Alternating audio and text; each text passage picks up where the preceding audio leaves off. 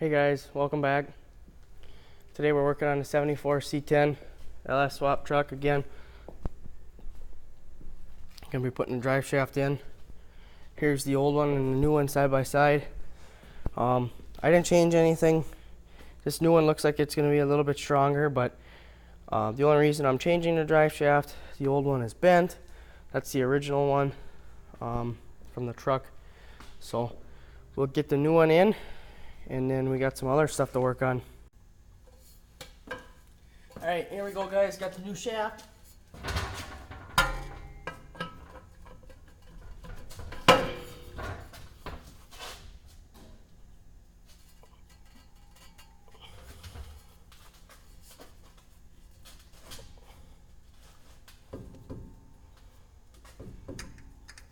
Finger pincher 6000 here.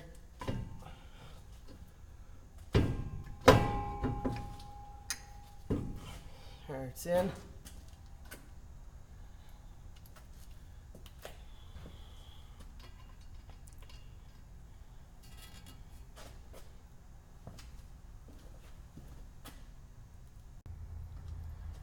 All right, guys, put the U-joint caps in here now.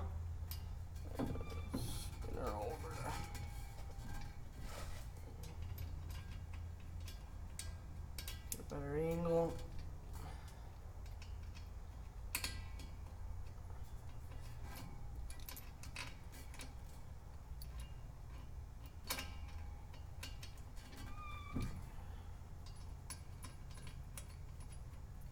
This new drive shaft is a little bit different than the old one. A little bit more difficult to get the U-joint cap bolts in. I don't know if I'll even be able to get on there with my wrench or my ratchet now. No, it looks like I won't be able to. I wonder if I can down here. Not really. Well, that sucks. Makes this process a lot longer than it has to be. I could probably fit a swivel on there, but I'll just turn them in by hand and get them all snug down, and I guess we'll go from there.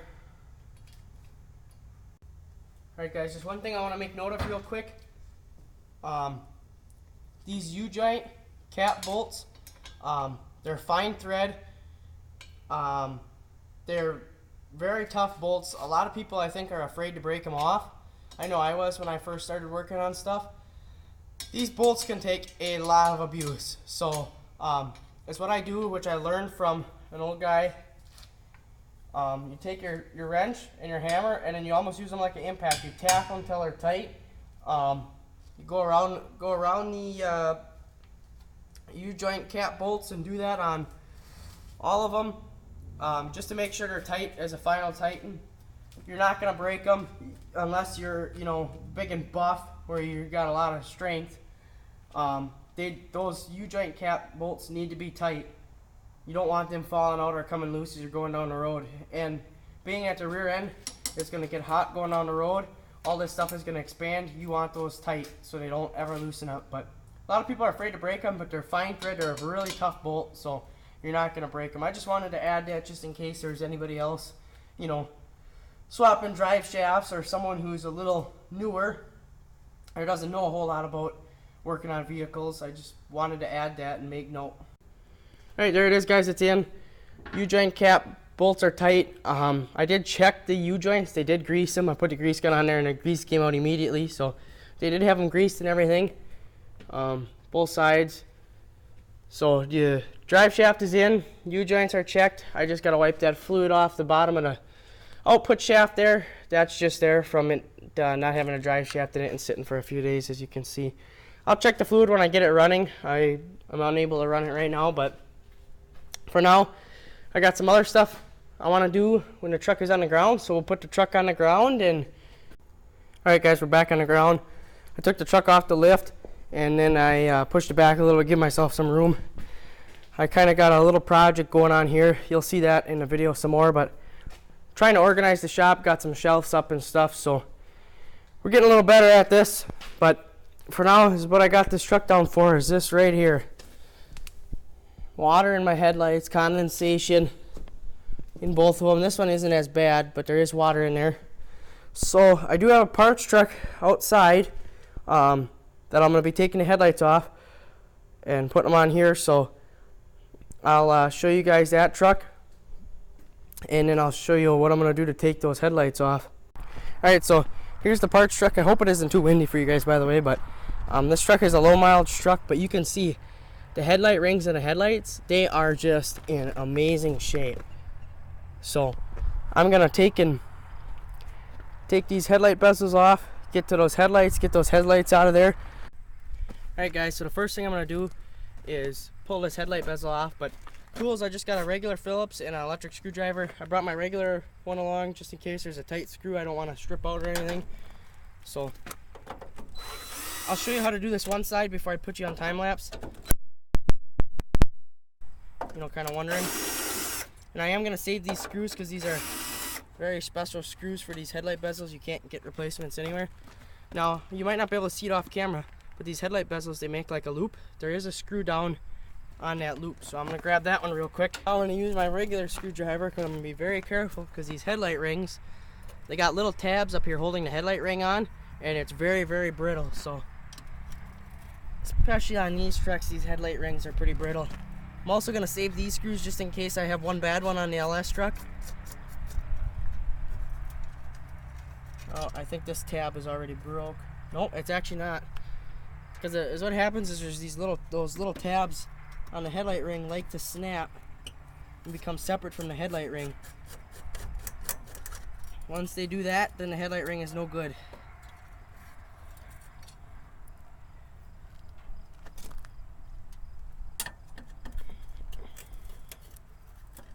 Make sure not to drop the headlight or the headlight ring.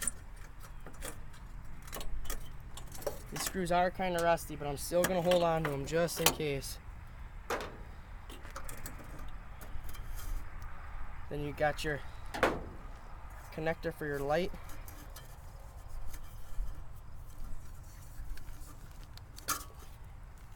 There we go. Here she is. Headlights off. Real quick, I'll set this down carefully. I'll show you these headlight rings. So these are the tabs I was talking about. They're like spot welded in here and they like to break off very easily. So this one's a little rough, but I'll clean it up. Most of the time they split here where they connect and then they're broke. So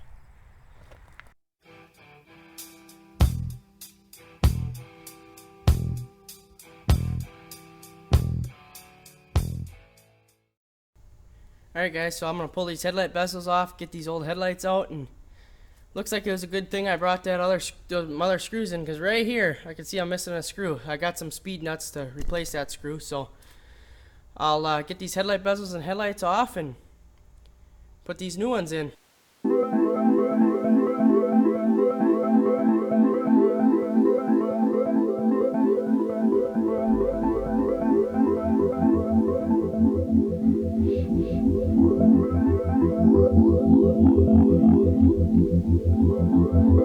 Alright, so I was able to get the whole assembly off. As you can see the back and everything. So that's what I was dealing with. Because these guys are all rounded. You can probably see they're all rusted and rounded. So I'll get a vice grip either on the back or the front of them and I'll get them off. We'll see how well this goes. I see this headlight ring is already broke. Right here. It is already separated, so I'll be using those other headlight rings anyway. So let me get this backing plate off of here and we'll put the new ones in. So I got the base off of this one, and in the working of doing that, here's the new headlight that I was supposed to put in. I dropped this. You might not be able to hear it, but there's something moving around in there. Found out the truck was dead for some reason too when I went to check the lights, so this one doesn't work, but the other one from the truck does. So I'm gonna have to get a new headlight, but that's okay, I guess, because we're running to town today to get some organizer trays for over on our shelves over there. So I'll get another headlight, but as far as this one, ring is junk, screws are junk. I got the base off here. I did paint it white.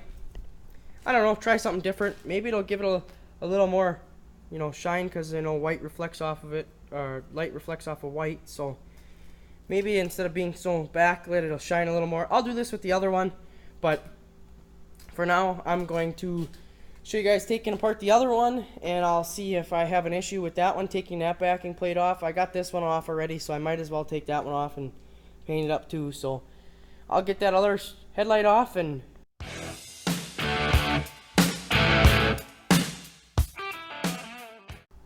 so I got both of these guys painted.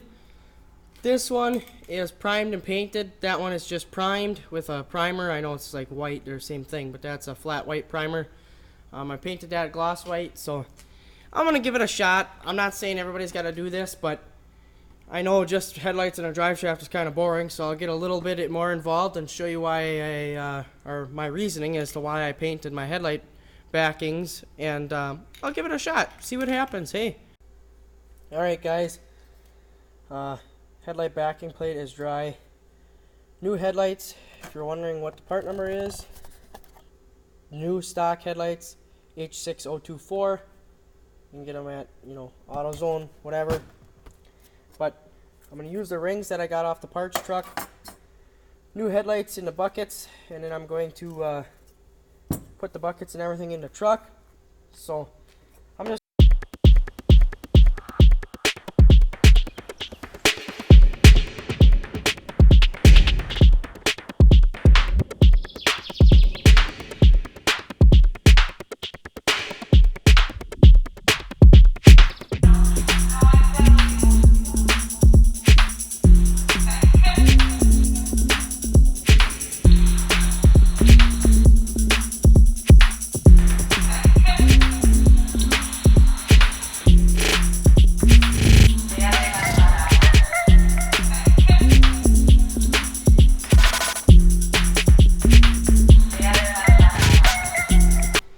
headlights are in, they work.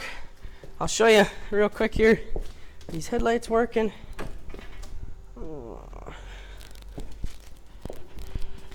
There you go, they work.